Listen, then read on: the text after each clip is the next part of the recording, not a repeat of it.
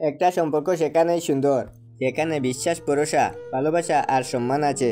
আছে একে অপরের প্রতি শ্রদ্ধা, যত্নশীলতা আর দায়িত্বশীলতা। সম্পর্ক মানে এটা নয় সবসময় একে অপরকে বুঝতে হবে, মাঝে মাঝে ছাড় দিতেও শিখতে হয়। আসলে সম্পর্কটা কদর করাটা ভীষণ জরুরি।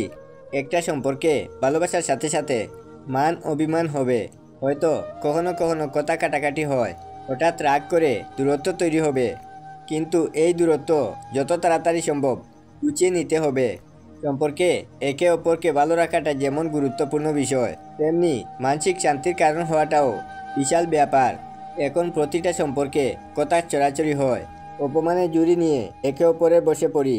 অনেক সময় ভালোবাসার কমতি থেকেও এই জিনিসগুলো ঘটতে পারে। অধিকারের জায়গা থেকে তৈরি হয় অভিযোগ, আর এই অভিমান আর অভিযোগের ফলে অপরদিকে মানুষটা বুঝতে পারে যে কতটা ভালোবাসার প্রয়োজন, প্রিয়জনকে আসলে কতটা ভালোবাসা উচিত। ভালোবাসার সামান্য কমতি হলে পুলিশ তুলুস পড়ে যায়। একটা সম্পর্ক শুধু সম্পর্ক হয় না, সেখানে আধ্যাত্মিক একটা টান থাকলে সম্পর্কটা একটা অন্যরকম সুন্দর হয়।